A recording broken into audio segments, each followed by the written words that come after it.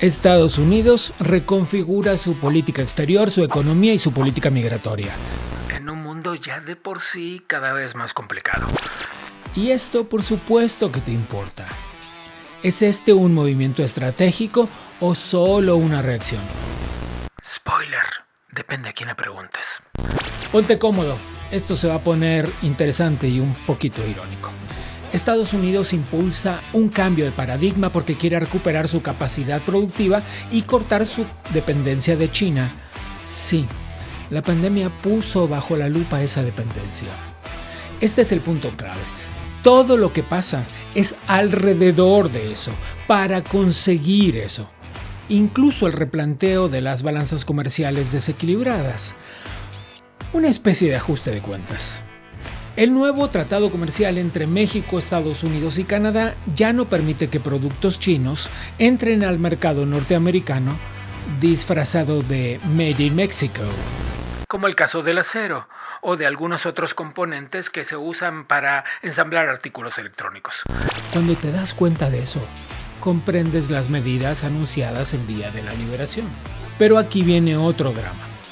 No basta con controlar las etiquetas. El fentanilo, esa droga mortal que causa estragos, sigue entrando desde China. Y no estamos hablando de una crisis menor. Es la principal causa de muertes de hombres entre 18 y 49 años en Estados Unidos. Así es que Washington está endureciendo sus posturas. Tarifas, presión a socios históricos como México y Canadá y hasta amenazas con gravar las remesas. ¡Alarma! Imagínate, nada menos que la segunda fuente de ingresos para México, más que el petróleo y el turismo. Estados Unidos busca frenar la expansión de China, Rusia e Irán en América Latina, que hoy ocupa los espacios abandonados. Ya conoces el refrán. El poder se ejerce. Así es que Estados Unidos entiende que si no llena ese vacío, lo llenan los demás. Pero ¿quién ha dejado ese espacio vacío? En la política migratoria el cambio es muy evidente. La nueva administración estadounidense suspendió el programa de refugiados y endureció los requisitos de asilo, exigiendo pruebas claras de persecución política. No basta con haber nacido en un país que no vive en un régimen democrático para considerarte un perseguido político. Además, están revisando el estatus de residencia y ciudadanía de quienes obtuvieron beneficios migratorios de forma fraudulenta. Ojo, hoy ingresar a Estados Unidos implica que tu celular puede ser revisado. No es un asunto nuevo, pero se aplica con más rigor. Y se buscan nuevas reglas. Mano de obra, sí. Inmigración ilegal, no. La prioridad es saber quién está ingresando a territorio estadounidense. Así es que ya sabes. Estados Unidos redefine su política exterior con un objetivo claro: defender la libertad y proteger su soberanía. Sí, su soberanía. Y también volver a ocupar el lugar que dejó vacío. La pregunta es, ¿esto alcanza para frenar el avance de los regímenes autoritarios?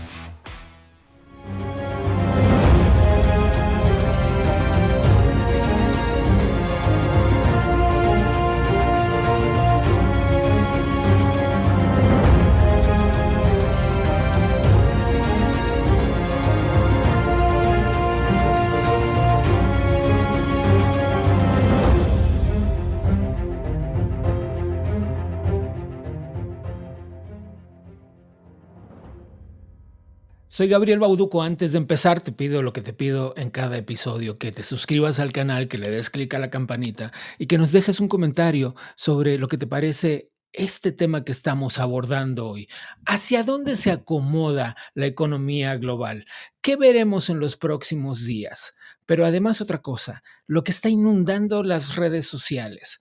¿Te pueden revocar la visa? ¿Le cambiarán el estatus migratorio a los Dreamers y a los DACA? ¿Pueden revisar tu teléfono cuando entres como turista a Estados Unidos? ¿Hacia dónde se mueve comercialmente el planeta? De todo eso vamos a hablar el día de hoy. Para comenzar nuestra conversación, el analista republicano Julio Schilling nos cuenta cómo se mueve el comercio y cómo reacciona el mundo después de las medidas tomadas por Estados Unidos. Julio, gracias por tomar esta conversación. El placer todo mío, Gabriel.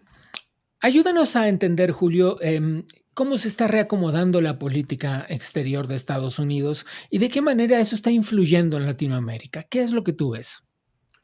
Estamos viendo primero en los Estados Unidos un cambio de política industrial, o sea, que va a tener repercusiones eh, mucho más de la economía. Se están sentando las bases para una expansión del sector privado, de la producción doméstica. Es todo un cambio de paradigma que en gran medida es una forma de enfrentar, por ejemplo, una amenaza, tal vez la amenaza más grande a la libertad, que es de China comunista. Ujú. Y aquí entonces entramos en las relaciones exteriores. ¿De qué manera se están moviendo las fichas en el tablero? Porque de lo que se trata es de, digamos, reconfigurar el espacio de China en el planeta. Sin embargo, eso lleva a Estados Unidos a reformular su relación con otros países, incluso con socios comerciales importantes, como es el caso de México o de Brasil.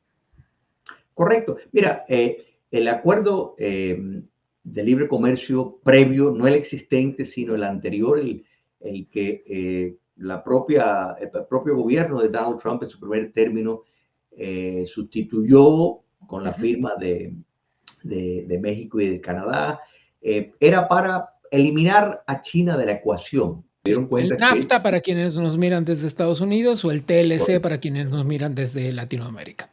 correcto, que ese acuerdo tuvo el gran defecto que le permitió un gran espacio a China para entrar en el mercado de manera indirecta por medio de piezas que se añadían a los productos que se estaban produciendo tanto en México, en Canadá, como en los propios Estados Unidos.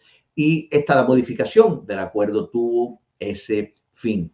Sin embargo, eso no es suficiente, o sea, no ha sido suficiente para frenar la amenaza china, y ya la amenaza china toca directamente a los Estados Unidos por medio del fentanilo, por medio de el papel que la frontera sur de los Estados Unidos juega del tráfico de esa droga, que tenemos que recordar que es la mayor causa de muerte de hombres entre las edades de 18 y los 49 años en los Estados Unidos. O sea, es un problema serio.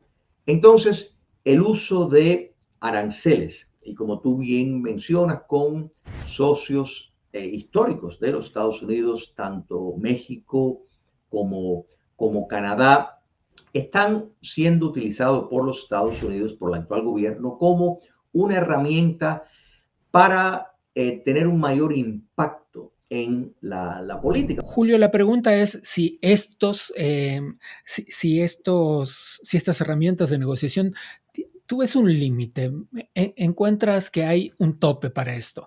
Es cierto que ponías el caso de México, es cierto que para México Estados Unidos implica el 80%, estoy redondeando cifras, pero el 80% de sus exportaciones, un volumen impresionante, y para Estados Unidos México implica un volumen de exportaciones infinitamente menor, alrededor del 16, el 18%.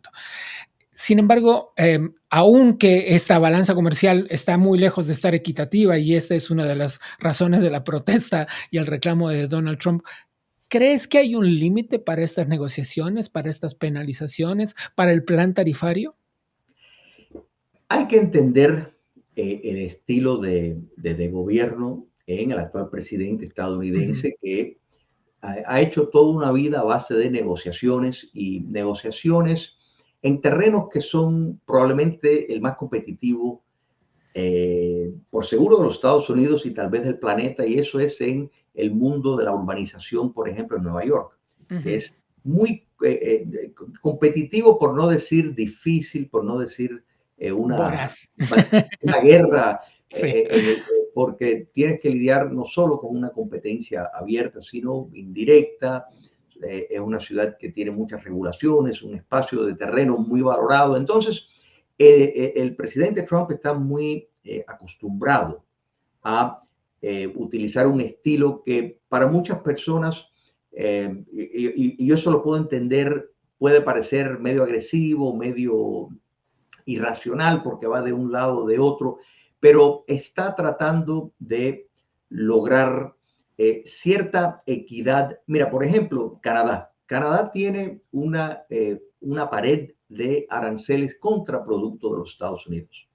Eso presenta no solo un problema a los productores estadounidenses, sino es un punto que para esta administración se ha convertido ya una discusión moral, una discusión ética. Entonces, los aranceles tienen el propósito de tratar de impactar la política en cuanto a la inmigración que entra ilegal a los Estados Unidos, el tráfico de droga, pero también para nivelar el terreno del juego en cuanto al comercio de ciertas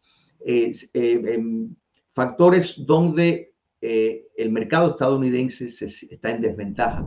¿Crees que esta serie de medidas son las que tienden a desarticular esta supremacía china, la injerencia rusa y de Irán? Estas medidas que toma Estados Unidos en su política exterior a través de las medidas comerciales, ¿tienden a eso? Sí lo considero, Gabriel. Mira, es curioso recordar que el primer viaje del secretario de Estado estadounidense, Marco Rubio, fue a América Latina. Y yo creo que, y esto es un fenómeno bipartidista de una cierta abandono, por no decir negligencia, de América Latina por parte de los Estados Unidos. O sea, no ha sido una prioridad, lamentablemente, y creo que hay un consenso de que ese abandono, ese espacio ha sido llenado por China comunista, por Rusia, en un grado menor, pero no menos importante, por Irán y por elementos radicales que buscan facilitar movimientos subversivos, tienen una gran alianza con las dictaduras del Foro de Sao Paulo. Sí. Entonces, esto es importantísimo que los Estados Unidos está tomando esta política y fíjate que vemos un llamado para el canal de Panamá, por ejemplo. Bueno, Y una ese es un actitud llamado de atención importante y además, fíjate que ni siquiera hizo falta, más que la declaración del presidente de recuperar el canal de Panamá para que la empresa china que operaba allí se saliera y lo vendiera a BlackRock. correcto, correcto. Y Em, esto es importante en el sentido, más allá de que nos pudiera parecer, porque es un estilo un poco, o sea, no convencional de llevar la diplomacia, pero creo que el reintroducir a los Estados Unidos en América Latina beneficia la libertad y la democracia. Pongo sobre la mesa un tema que quiero conversar particularmente contigo porque entiendo que lo comprenderás a cabalidad. Tú eres un hombre que ha salido de un país bajo una dictadura. En consecuencia, entiendes muy bien la figura de los refugiados, digamos, de los refugiados políticos. Se han anunciado una serie de medidas sobre revocaciones de visas e impedimento de entradas al país. ¿Cómo lo ves tú desde tu perspectiva migrante? Fíjate, Gabriel, no te puedo decir que nada de lo que estamos viendo me sorprende. Y te voy a explicar por qué. Eh, el privilegio inmigratorio que directamente, por ejemplo, hemos tenido los cubanos Ujú. eh, desde que llegó el castrocomunismo al poder, ha sido un factor político. En otras palabras, está sustentado por el factor de que en Cuba hay persecución política. No Correcto. importa, por ejemplo, si la ley del ajuste cubano no menciona la palabra política, es un hecho de que la razón por la cual un cubano, por ejemplo, un uruguayo, solicita y no puede decir hay persecución política, de Claro. modo de que no va a Bueno, tener. o el proceso sería distinto, vaya, pero no estaría sujeto a una legislación específica, como en el Correcto. caso de los cubanos. Correcto. Pero en el caso de los cubanos, o sea, es como, imaginemos que hay dos filas, está la fila de los que van por la vía tradicional, esperar para poder entrar, es un proceso que puede tomar años, o está la vía express, que es por la vía política. Los cubanos claramente califican para eso. Pero hemos visto en los últimos años, tal vez la última década, década y media, 2 décadas, de cubanos que van de pronto, después de estar acá y tener los documentos, ir de visita a la isla. Y eso es una contradicción moral y es una contradicción de la razón por la cual tuvieron el privilegio inmigratorio de los Estados Unidos de poder entrar y estar al principio de la línea. O sea, no tuvieron que esperar como otros países, sino pudieron entrar. Entonces, Sí.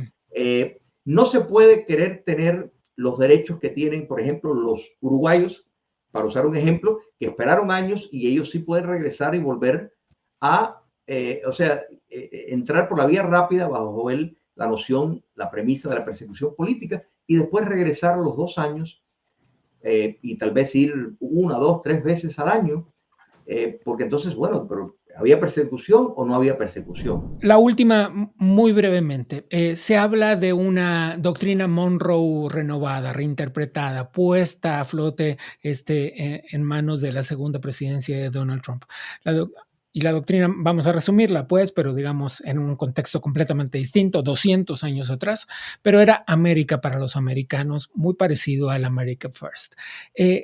¿Ves ¿Qué ves ahí? ¿Ves peligrosa esta interpretación? Algo que nos lleve tan atrás, una doctrina que fue muy, muy, muy polémica en su momento. Fíjate, Gabriel, hay que entender, y esto tal vez le voy a conceder un terreno a tal vez la izquierda que podrá decir, bueno, que tiene tonos imperialistas. Pero hay una realidad. Si la doctrina Monroe podemos decir que puede conllevar determinados aspectos imperialistas, no como colonias, sino como de alta influencia, la Sí, realidad como es de expansionismo. Sí. exacto. Pero un expansionismo de la influencia.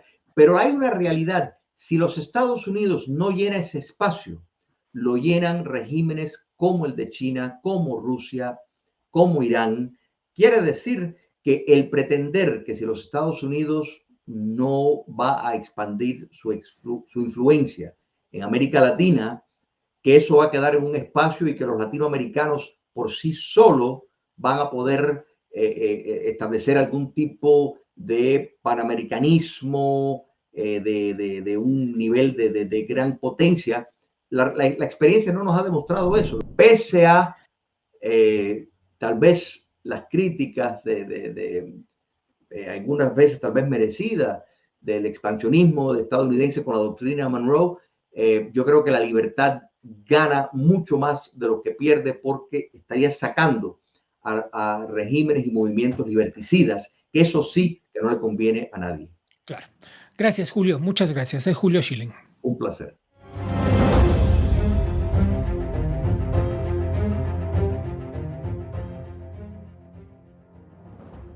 Te lo prometí al comienzo del programa.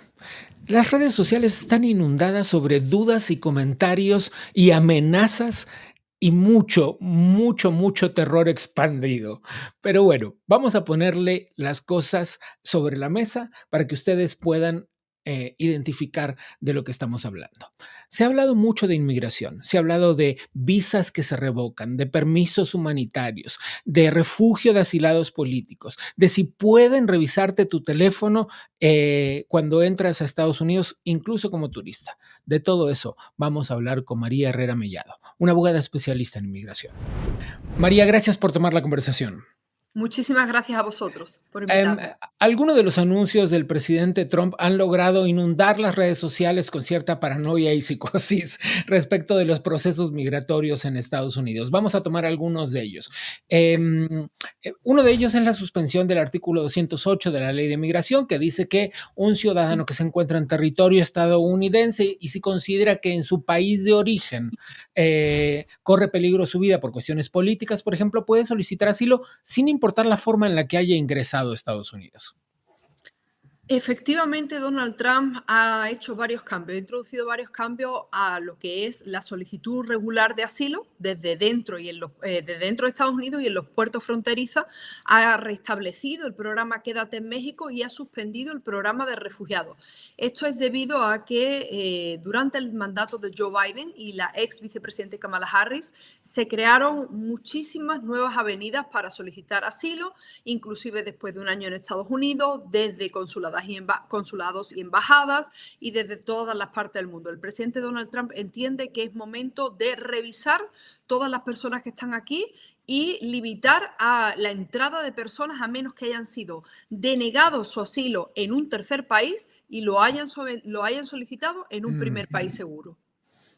Bueno, eso va a reconfigurar un poco la cantidad, o mucho, la cantidad de gente que se queda en Estados Unidos.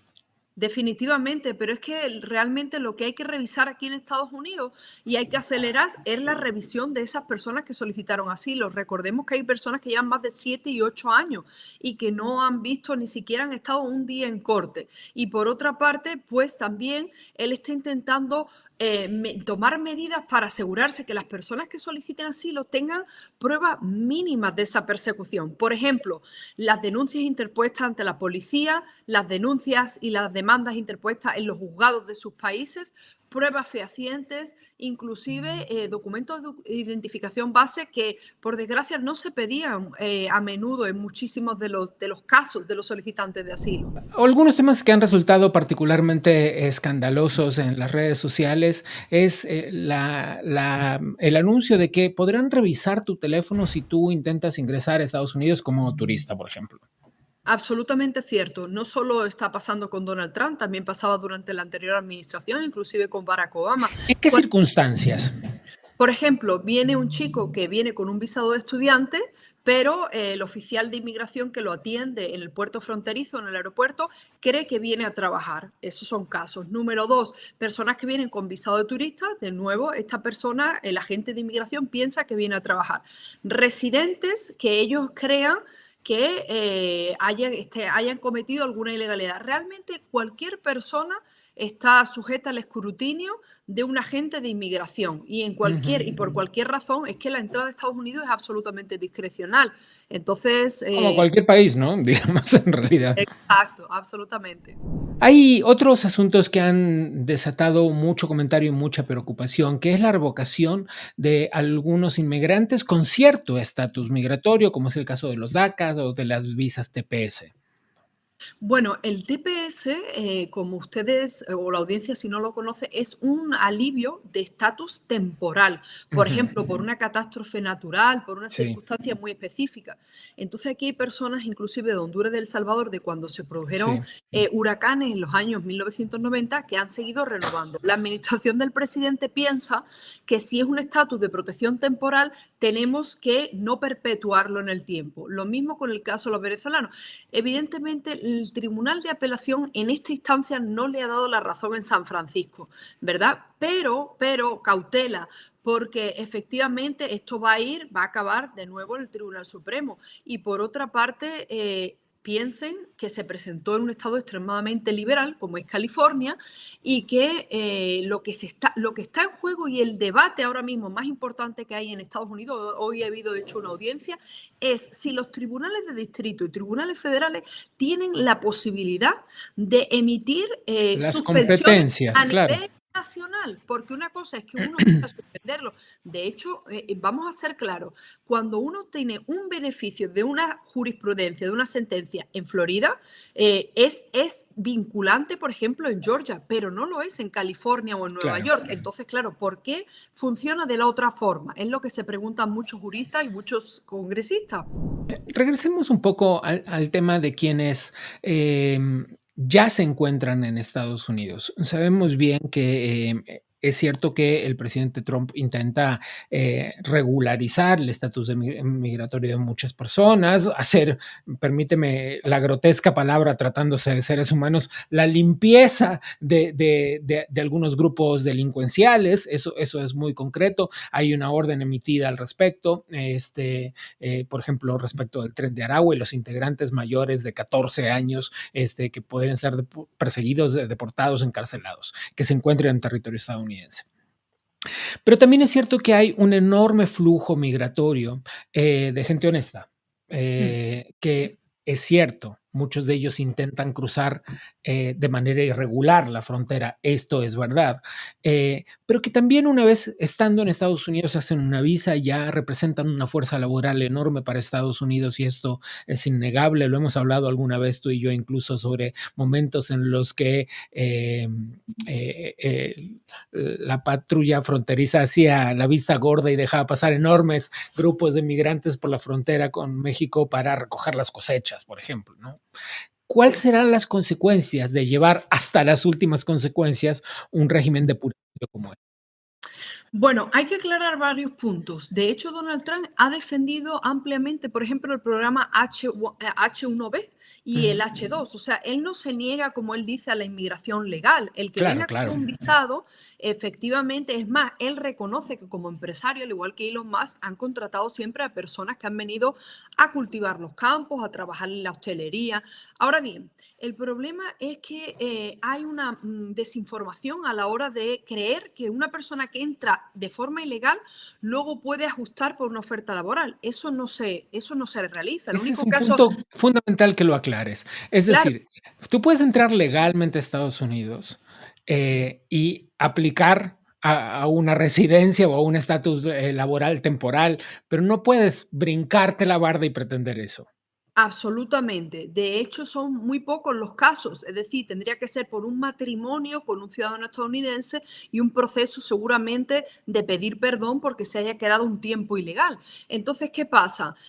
Lo que tiene claro Donald Trump es que quiere saber quiénes están en nuestros países, en nuestro país. Por eso él dice, hay que incluso registrarse. Señores, hay perdones, hay ajustes de estatus, hay inclusive perdón desde dentro y de fuera de Estados Unidos. ¿Va a tener un impacto en la economía? Absolutamente. ¿Por qué? Porque ya vemos que hay personas que no quieren ir a trabajar por miedo a las redadas, porque lo capturen. ¿Estas personas pagan impuestos? Muchos pagan impuestos, a veces con un número de identificación extranjera, otros utilizan una documentación falsa, lo cual es un delito adicional. Entonces, el consejo es claro. Si ustedes quieren venir aquí, efectivamente tiene que ser por un puerto fronterizo, pidiendo un asilo o un permiso de entrada, o a través de los consulados. Ahora, una crítica a los Estados Unidos, al gobierno de Estados Unidos. Lo que no puede ser que se haya multiplicado el tiempo de espera para un visado de trabajo. Es decir, los empleadores que de verdad necesitan mano de obra calificada o no, necesitan que las personas vengan en un tiempo razonable. Ahora mismo estamos hablando desde que entra una persona, la certificación laboral, el permiso y el estatus que te dice cuánto vas a ganar, hasta realmente poder trabajar, pasan 5 años. Personas desesperadas que no tienen trabajo no van a esperar 5 años, pero no son las personas. Ni ¿Qué un empleador empresario va a está dispuesto a sostener una oferta esperar? durante tanto tiempo. No, no es, o sea, no es creíble. Entonces, incluso se podría hacer una reforma para que los diferentes estados dijesen, oye, yo necesito 150.000 trabajadores y darle la capacidad a esos departamentos de empleo para que vengan las personas y tengan que irse al año, a los 2 años. Yo creo que eso es una solución factible, independientemente que ya los asesores de Trump han dicho, nosotros queremos que estos trabajos ya pues que se automaticen, sí, pero hasta que se automaticen la mano de obra es necesaria. O sea, Pueden no vamos a pasar tener años. millones de robots. Eso está claro, ¿no? En hostelería, en el campo. Y hay que ser realista también. Es correcto. Es la abogada especialista en migración, María Herrera Mellado. Muchas gracias, María. Gracias a vosotros por la invitación.